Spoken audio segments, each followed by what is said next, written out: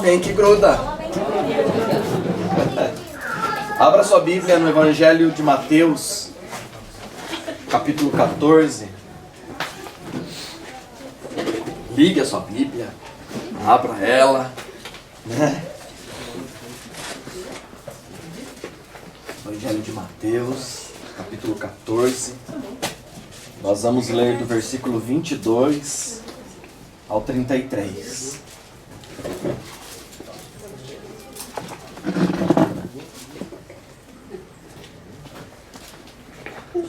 Evangelho de Mateus, capítulo 14. Amém? Todo mundo achou?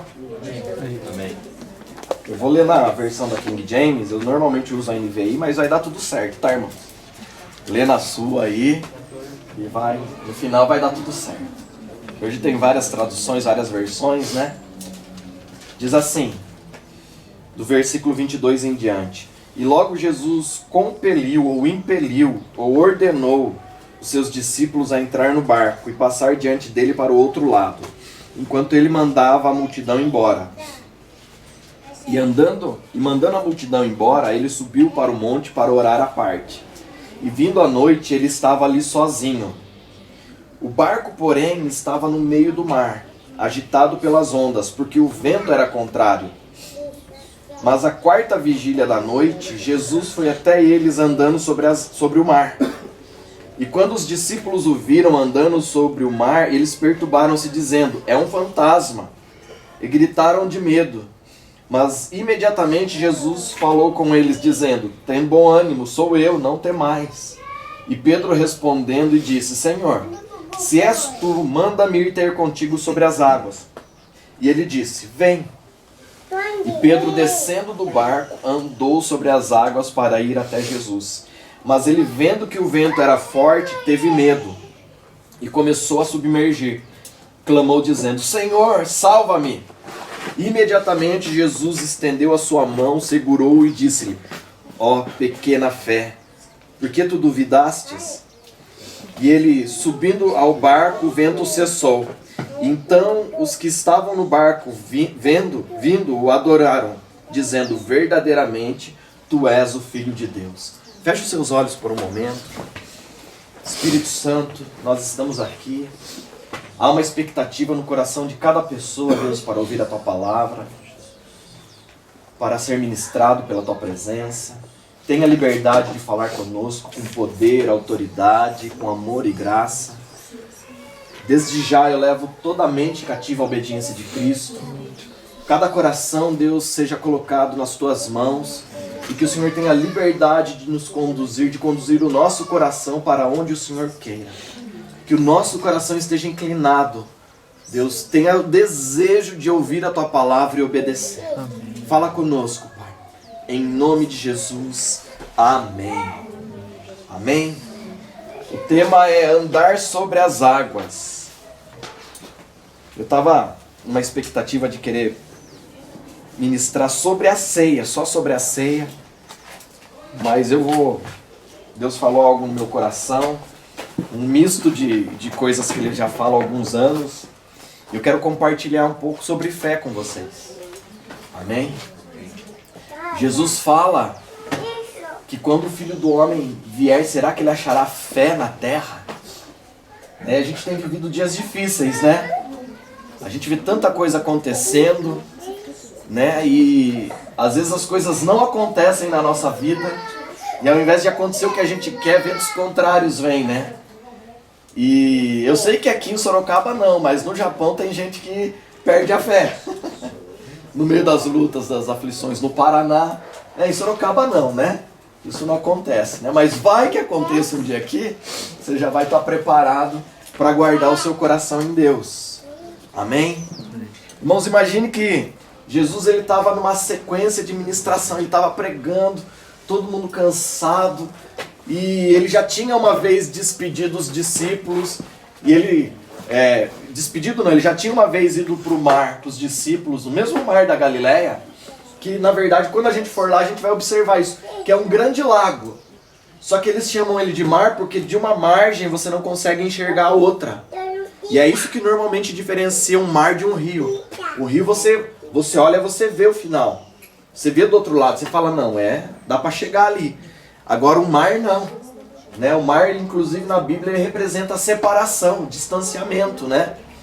E lá, esse grande lago, em alguns lugares você vai ver escrito Genezaré, né? Que é o mesmo mar da Galileia, só que ele é um grande lago, só que ele é tão grande que você, de uma margem, você não vê a outra. Ele é muito grande mesmo. E é um lugar que venta muito. Então vem o vento do oceano, o lado da montanha aqui, ele não vem vento desse lado, então ele bate na montanha e volta, ricocheteando nesse mar. Até hoje é assim, ventos fortes batem ali. E uma vez Jesus estava com eles dormindo e um vento forte fez eles entrarem em pânico. Só que Jesus estava no barco, né? Aí ele mandou o mar, o vento se acalmar e tudo ficou tranquilo. Só que dessa vez Jesus fala para eles irem sozinhos. Irmãos, imagine Deus falar para você, vai para tal lugar, mas vai sozinho, né? Eles já tinham vivido uma experiência ruim com Deus junto, imagine sozinho, né? E sem falar que a maioria ali era pescador, então eles sabiam que era temporada de vento naquela região. Eles falaram assim, aquela vez com Jesus o barco quase virou, ele vai chegar lá, ele vai ter que resgatar os corpos só, né? No fundo do mar, né? Então eles não queriam, mas ele obrigou, né? O texto mais próximo diz assim, que ele forçou, ele compeliu, né? Ele falou, vão, eu estou mandando, né? Eu não quero vocês aqui. E aí a turma teve que ir. E Jesus mandou a multidão embora e foi orar, né? Porque, irmãos, é interessante a gente observar, porque a Bíblia fala que nós temos um mediador entre Deus e os homens, Jesus Cristo, homem. Você sabe que a primeira vez que eu li isso, eu falei, por que homem, né? Tinha que ser Jesus Cristo, Deus. Então eu entendi que tinha que ser o homem, porque o homem é aquele que se compadece, que sofreu por nós, que entende as nossas aflições. Deus, na sua soberania, você acha que Deus teve dor de cabeça? Só quando pôs o homem na terra, né, irmão? Que começou a dor de cabeça, né? Da enxaqueca, né? De vez em quando embrulha o estômago com algumas coisas que vê, né? Mas Deus, né, irmão? Ele não sofre de pressão alta. Você está comigo? Amém. Amém? Agora, o Jesus que veio na terra e se fez homem, esse teve dor de cabeça. Irmãos, ele foi tentado em tudo. Ele levou todas as nossas enfermidades, ele sofreu todas elas. Imagina, ele teve piriri. Piriri fala aqui também, piriri. Sim. Sabe, dor de barriga, desinteria? Jesus já teve, irmão, ele sabe. Estou falando isso para você entender que nós estamos tratando de um homem, de um Deus que se fez homem. Que ele olha para mim, para você, ele entende, sabe, aquele negócio de você, eu não vou fazer. Jesus no Getsemane, antes da cruz, ele fala, Pai, não dava pra gente matar Judas no lugar? Não, esse daí eu que acrescento, né? Mas não dava pra ser de outro jeito? Não dava pra gente fazer um esquema aí sem eu dar uma morridinha? Né? Se possível, passa de mim esse cálice. Irmãos, Jesus pensou isso. Você acha que eu e você, de vez em quando, a gente não fala, Deus, né? A Suzy é mais forte que eu, oriental aguenta mais, né? Né? A gente não quer sofrer, a gente não quer passar as aflições. Só que isso está ligado à nossa humanidade. E esse Deus que nos resgatou na cruz foi 100% homem.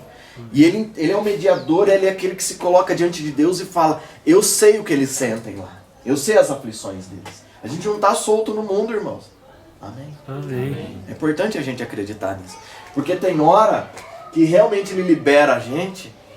E é interessante que ele manda os discípulos irem embora, né? Porque ele tinha algo para tratar com eles.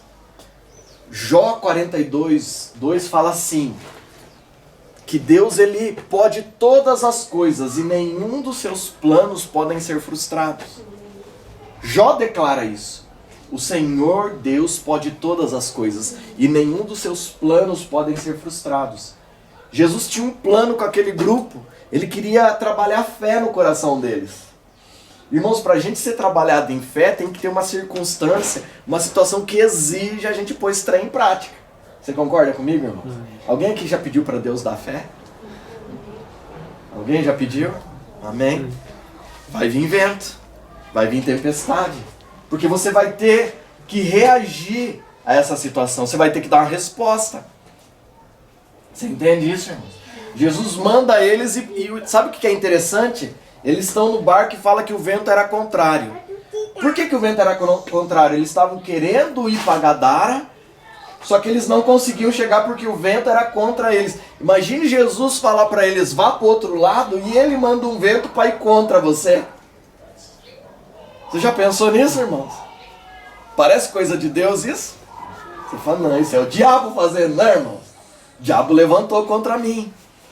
Mas é interessante, irmãos, a gente entender algo, que o mesmo livro de Jó, no capítulo 1, Deus chama a atenção do diabo para uma coisa. O diabo vai lá, os filhos de Deus se apresentam e Satanás também foi. A Bíblia fala. E Deus fala para Satanás, você viu meu servo Jó? Não foi Satanás que perguntou sobre Jó. Satanás não chegou lá e falou, ô Jó, tá fácil a vida dele, né? Tudo acontece, né? A vaca dos outros dá 12 litros, a dele dá 22, 24, tá tudo fácil na vida de Jó. Não foi o diabo que questionou sobre Jó, que perguntou sobre Jó. Deus chamou a atenção, porque o diabo ele é desligadão, irmãos. Amém, irmão? As coisas passam desapercebido. Imagina, ele não é onipresente, não é todo poderoso, não sabe todas as coisas. Imagina a canseira que dá, né, irmãos? E um monte de capeta falando, o Juliano fez isso, o Adriano fez aquilo. O cara vive pressão alta, irmãos. Pressão alta. Imagine, sai fumaça do chifre mesmo, né? É uma pressão a vida do cão, irmãos. A turma não fala, nossa, eu tô vivendo a vida do cão. É pressão total, né? Tá louco o negócio. E Deus chama a atenção porque Deus tinha algo para tratar com Jó. E às vezes Deus tem algo para tratar com qualquer um de nós. Pode ser que de todas as ferramentas que Deus dispõe, uma delas seja o diabo. Porque nas mãos de Deus até o diabo é o diabo de Deus, né, irmãos? Né? Apesar dele não se curvar, não se render, ele tem que se envergar na presença de Deus. Porque a palavra adorar, no grego é prostraneus, é se prostrar. Eu faço isso de livre e espontânea vontade.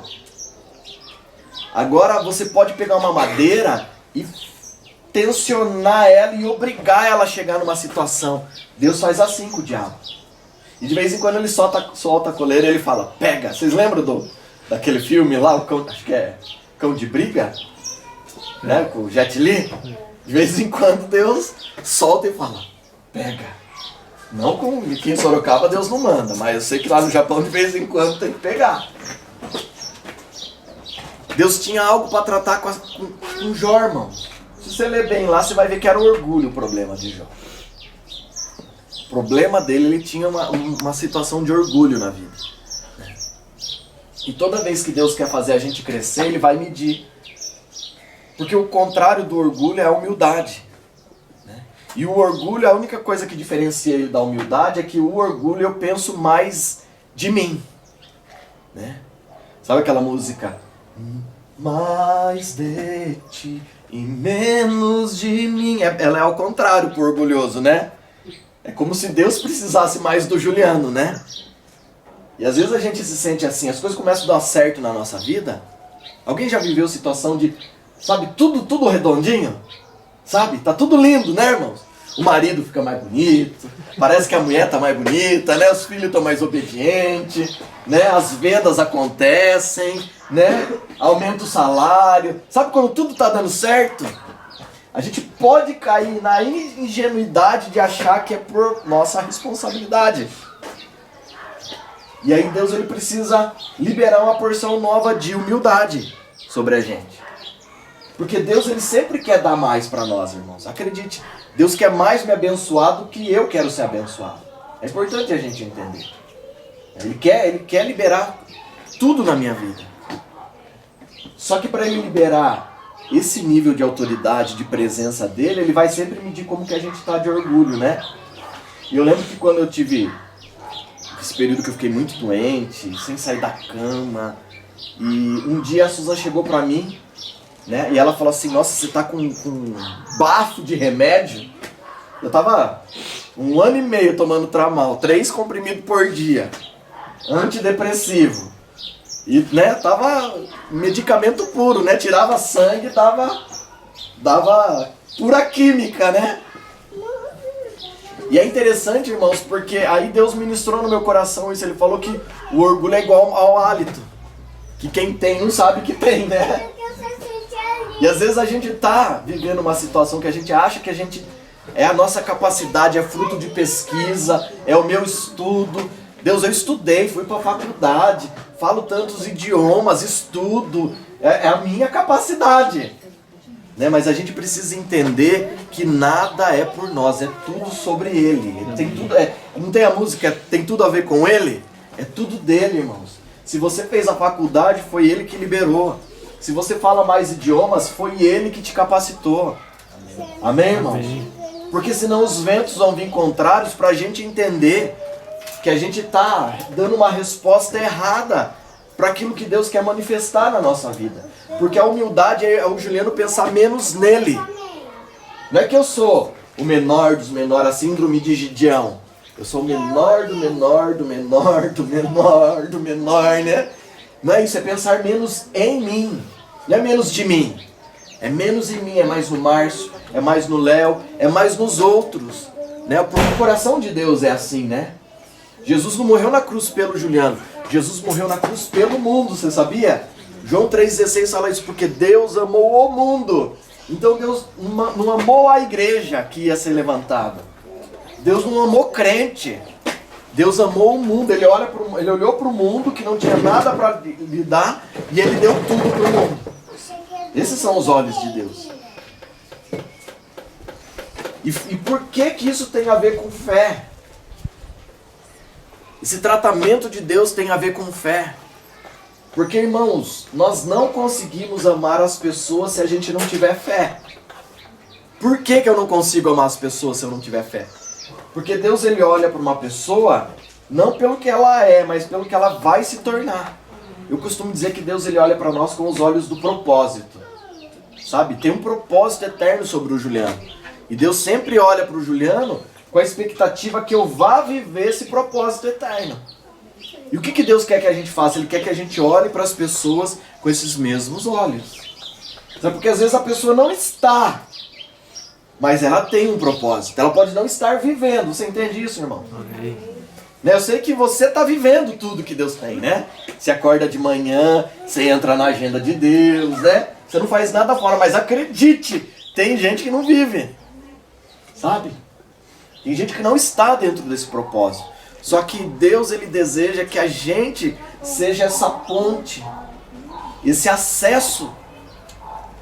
2 Coríntios 5:17 fala que Deus nos reconciliou consigo mesmo por meio de Cristo Jesus e nos deu o ministério da reconciliação.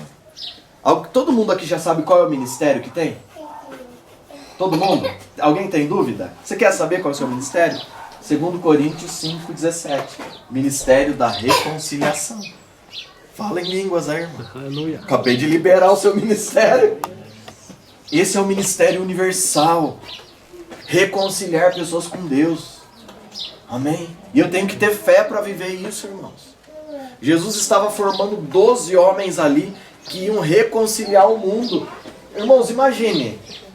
A gente está num grupo grande aqui, eu não sei quantos a gente está, mas é mais do que 12. Né, irmãos? Glória a Deus por isso. Jesus começa um trabalho com 12. Ele vai embora e deixa esses 12 não, porque Judas desistiu, né? Mas 11. Pedro, Tomé. Irmãos, quando Jesus está na última ceia, ele fala para Pedro assim: Pedro, quando você se converter, fortalece os seus irmãos.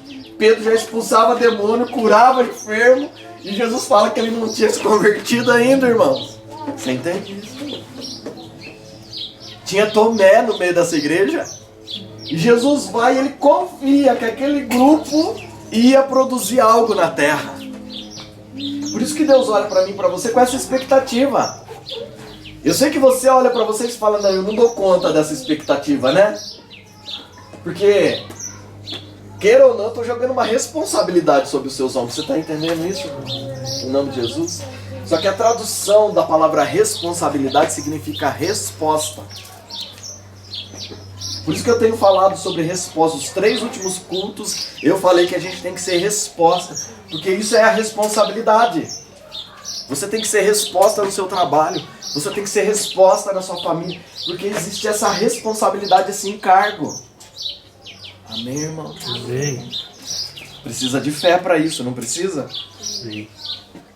Aí Jesus manda eles, aí Jesus ele vai andando ele ora, aí ele vai andando sobre as águas, né?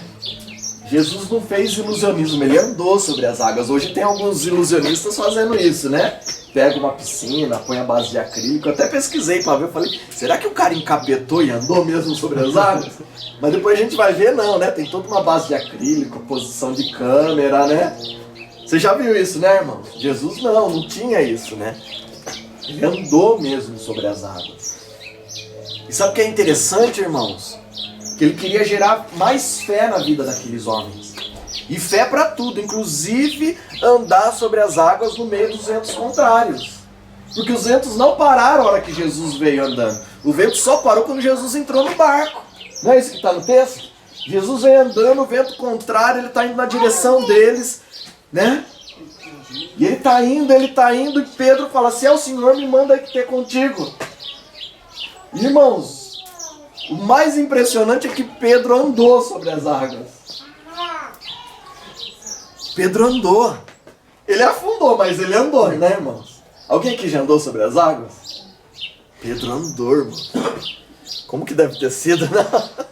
Malemar o boio, né? Pedro andou. Só que no meio da caminhada, a gente vê ali, veio os ventos, ele olhou do lado e começou a afundar. Irmãos, agora para que serve a fé? Por que eu tenho que ter fé? Pode responder. Eu sei que é um culto, não é um culto de estudo, né? Mas por que eu tenho que ter fé? Um de cada vez. Conseguir ir em frente. Conseguir ir em frente. Mais alguém? Muita gente falando junto assim é difícil de ouvir, né? Por que eu tenho que ter fé? Vai, crente! Sem fé é impossível agradar a Deus. Hebreus 11:6, né? Por que eu tenho que ter fé? Mas vai! Tá certo. O sobrenatural de Deus. Viver o sobrenatural de Deus. Irmãos, eu preciso ter fé para me mover como Deus se move. Quem que estava andando nas águas primeiro? Jesus. Pedro, quando ele perde a fé dele, porque ele primeiro ele viu Jesus se movendo sobre as águas, ele fez igual ou ele fez diferente? Ele se moveu igual Deus, não se moveu, irmão? Sim. Então a fé vem para eu me movimentar como Deus se movimenta. Amém. Amém, irmão? Amém. Para eu ser resposta como Deus é a resposta. E é interessante que quando Pedro começa a afundar, a minha falta de fé é eu que afundo, não é Deus. Porque senão Jesus ia começar a afundar e gritar para Pedro, Pedro, creia que eu vou morrer afogado aqui. Né? Então a minha fé é para eu me mover como Deus. E não a minha fé não faz com que Deus se movimente a meu favor. Amém. Porque às vezes a gente pensa, não, eu tenho fé e Deus vai fazer. A minha fé não movimenta Deus. A sua oração não movimenta Deus. Eu entro no quarto para eu orar, para eu me render ao que Deus tem. E não dar conselho e Deus se render ao que o Juliano quer. Amém? Amém.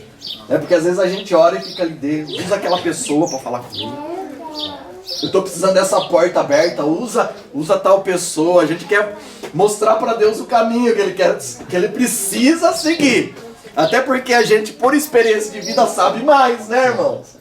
Né? Você tem 40 anos, 30, né? A gente fala pro nosso filho, você não sabe de nada, inocente, você não tem experiência. E aí a gente entra num lugar secreto para orar com toda essa experiência que é falar com Deus, né? Deus, eu sei, irmãos, porque eu já fiz isso. Eu fui curado de câncer em 2001 e agora eu passei por uma enfermidade, 2 anos enfermo, tive depressão. Eu cheguei no Brasil, meu médico falou, eu vou te receitar um antidepressivo também. Porque você está muito tempo tendo dor, você vai ter depressão. Eu saí do consultório com a receita e falei, senhor, Eu sou crente, eu não vou comprar, né? A gente sempre acha que a gente é mais gostoso, né, irmão? Falei que eu vou ter depressão. Você tá brincando, eu tive isso lá atrás, quando eu não era crente, vivia na gandaia. Agora, né, eu xarababalaia, né, irmão? Agora eu oro em línguas, né? Deus fala comigo, tive uma experiência de arrebatamento. Você acha que eu vou ter depressão? Isso é pra crente furreca? Ah, irmãos. Ah, o crente furreca foi pego na curva. Porque a gente sempre pensa mais de nós, né? Você não, fui eu, né? Eu sempre pensei mais de mim, né? E Deus tinha um lance de orgulho para tratar com o Juliano. E eu tive que tomar um antidepressivo. Porque eu queria morrer, irmãos. Eu queria a morte. O Adriano acompanhou a gente de perto. Irmãos, eu pensei, eu vou ser sincero, eu pensei em suicídio algumas vezes. Eu pensei. Alguém aqui já teve depressão? Não. Irmãos, é terrível. Eu tive lá atrás, há uns 25 anos atrás, várias, era problema de droga, né? De bebida. Agora você sendo crente, vem um vento e você fala, ah, não. E cadê o Deus que me curou lá em 2001? Cadê o Deus que me chamou e eu fui para tantos lugares abrir igreja? Né, irmãos? Porque a gente acha que Deus tem um débito com a gente, né? Ele está em dívida. Porque eu fui. Porque eu fiz. E já que eu fui e fiz, o Senhor tem que fazer também. Mas então eu tive que entender que não era Deus que tinha que se render, mas eu tinha que me render mais uma vez ao propósito que Ele tinha para minha vida. Amém, irmão? Amém. Fé para isso, para eu me mover como Deus. Irmãos, entenda uma coisa, a gente está no período da graça, que é diferente do período da lei. Só que a graça ela é muito perigosa, porque na lei a pessoa, quando ela era pega no pecado, tinha pecado que ela tinha que ser morta, mas a aplicação da lei trazia salvação. Romanos fala isso, que a pessoa pela qual a lei vinha sobre ela, ela era salva. Romanos fala isso. Leia Romanos. Romanos, estou falando Novo Testamento. Se você ler Levítico, você vai entender isso. Um casal pego em adultério tem que ser um casal, né? Bem, hoje tá... Hoje, né? Pode ser um casal de igual, né, irmão?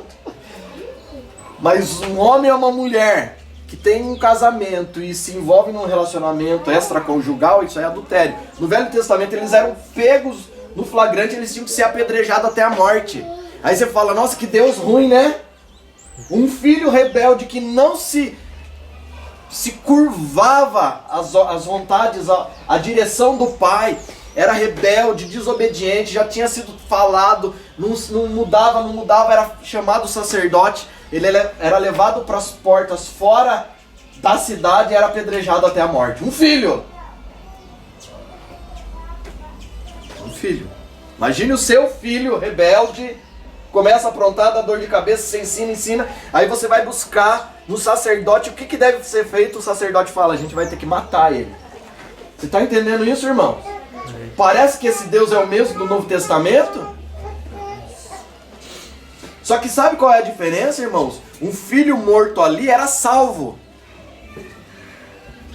Hoje, se eu morrer em desobediência, não tem salvação. Tem diferença do amor? Você está entendendo isso em nome de Jesus? É o mesmo Deus, irmãos, que acima de tudo quer que a gente acesse a eternidade e não uma vida tranquila aqui. Você entende isso em nome de Jesus? Porque se você não entender, você vai ter dificuldade com Deus. Por isso que às vezes Deus tem que dar uma matadinha em alguém, porque é o momento em que a salvação voltou na vida da pessoa. Você entende isso, irmão? Se você não entender isso, você vai frustrar com Deus no meio do caminho. Porque ou você tem uns 10 motivos na Bíblia porque as pessoas morrem. Pelo menos 10 motivos. Agora, se eu quiser achar desculpa para todos, eu vou desviar. Porque eu sempre vou achar que dava para ficar vivo. Porque eu quero ensinar a Deus como fazer. Só que Deus quer que eu me movimente como Ele. Com os olhos do propósito. Juliano, você quer que eu olhe para as pessoas achando que elas vão morrer, não. Eu quero que você olhe para as pessoas entendendo que elas estão mortas sem Deus. Já há uma condenação. Você entende isso, irmão? Porque se você não olhar assim, você vai achar que é... deixa a vida me levar, a vida leva eu. Sabe aquele louvor lá? Do pastor Zeca Pagodinho? Você vai achar que é assim. Então, na lei, a aplicação da lei salvava. A graça pode condenar uma pessoa. Você entende isso, irmão? Não ficou tão engraçado assim, né? Perdeu um pouco a graça, né? Deus quer que a gente tenha fé para se movimentar como Ele, olhar como Ele, olhar para as pessoas como Ele olha, com os olhos do propósito. Irmãos, você tem... Eu vou repetir de novo. Aí você fala amém, pelo menos para fingir que você entendeu. Eu e você temos que olhar para as pessoas como Deus olha para as pessoas. Amém. Com os olhos do propósito, que aquilo ali pode ser transformado. Amém. Amém? Amém. Deus quer gerar fé no nosso coração essa manhã para a gente se movimentar como Deus se movimenta. Amém. Amém, irmão? Amém. Porque a gente quer se mover como Deus curando o enfermo, expulsando capeta. Não é, irmãos? É legal, não é? Eu já orei cego, voltou a ver.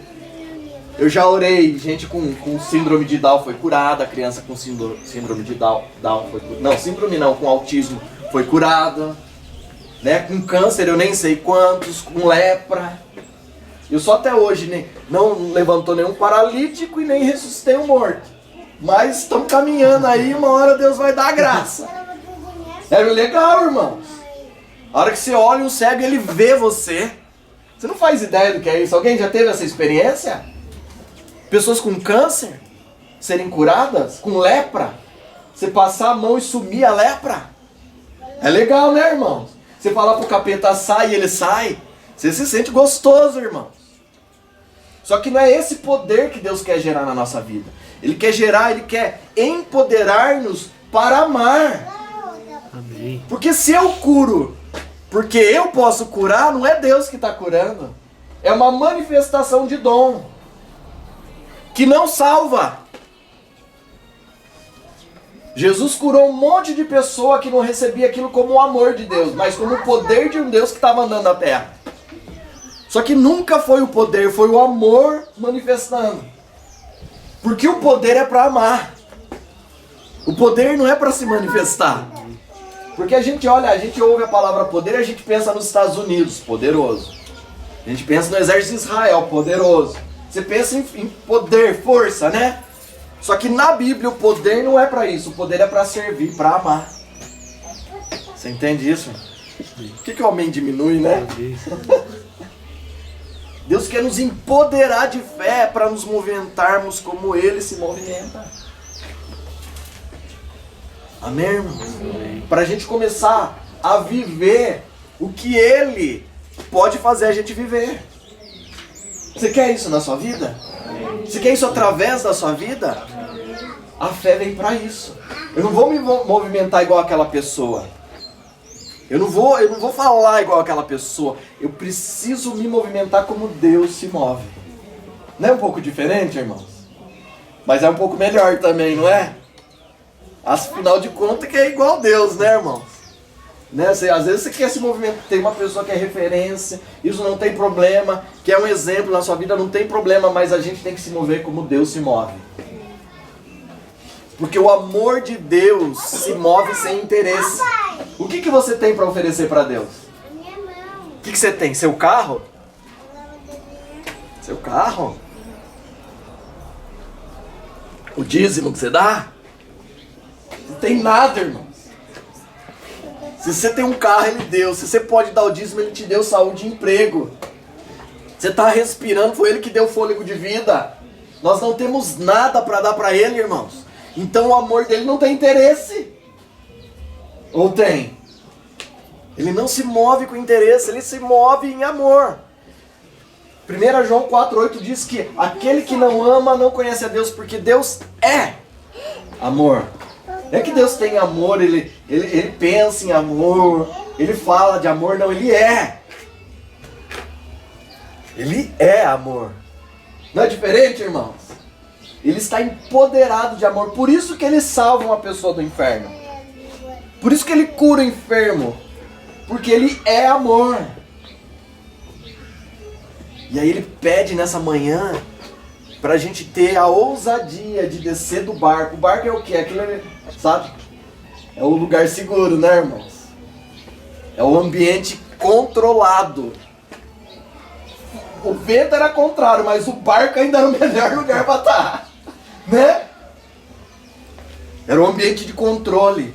O convite do Senhor é que a gente abandone um pouco os lugares de controle, os lugares confortáveis. Porque é isso, irmãos, que Ele quer fazer com a gente. Ele quer nos levar a caminhar em ambientes desconfortáveis para nós.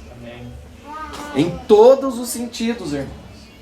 Essa semana que vem, o mês que vem, Ele quer. Só que para isso a expectativa do coração de Deus é que a gente tenha fé para se movimentar como Ele se movimenta. Amém. A gente pode andar no mar.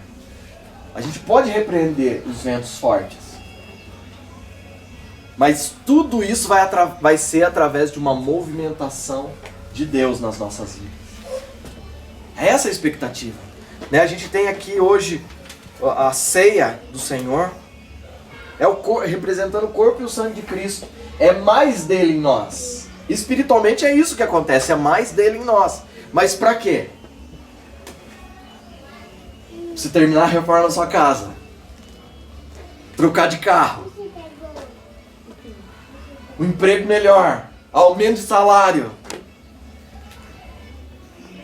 O apóstolo Paulo fala: o homem que espera tudo nessa vida é o mais miserável entre todos os homens. E sabe o que é pior, irmãos? Essa palavra miserável, no grego, é a mesma palavra para morno, que é usado lá em Apocalipse. É aquela pessoa que, sabe? Eu sou crente mais ou menos, mediano, né? Nem oro muito, nem oro pouco. Nem leio muito a Bíblia, nem leio pouco. Sabe o mediano? Né? É o miserável, né? Medíocre, é aquele que não quer mais. Sabe? Não quer dar mais para Deus da vida. Essa é a expectativa dele, irmãos. Porque na ceia morre o Juliano para que Cristo seja formado em mim. Você entende isso em nome de Jesus, irmãos? Os lugares que o Juliano caminha tem que ser Cristo caminhando. Eu tenho que me mover. Eu preciso me mover como Deus. Você precisa se mover como Deus. Né? Tem um livro, O que Jesus faria no meu lugar. Acho que é do pastor Cote, esse livro. O que Jesus faria no meu lugar.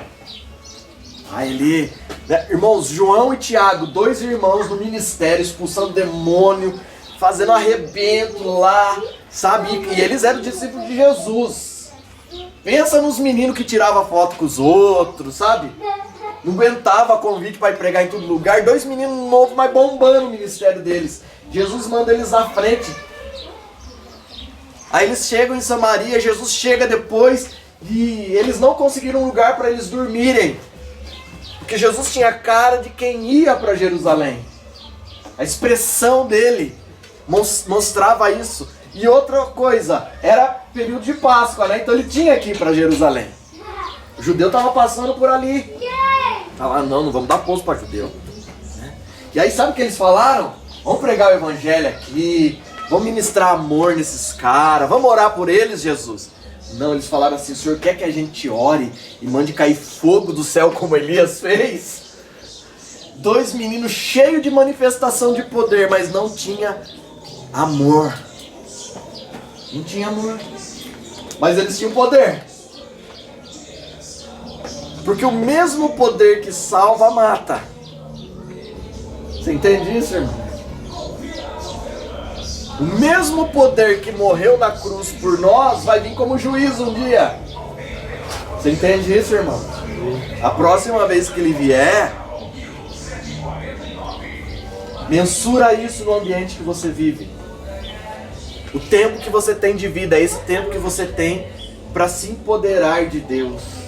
do amor de Deus, para que hoje Ele seja o Deus que salva, para amanhã ou depois Ele não seja o juiz que condena as pessoas que estão ao nosso redor. É isso que Deus quer fazer.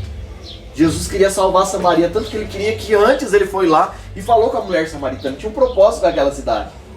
Se não tivesse, ele nem passava por lá. Você entende isso, irmãos? Então todos aqueles que a gente olha assim e pensa, isso aí não tem jeito mais, né? Você está precisando se movimentar como Deus. Você está precisando.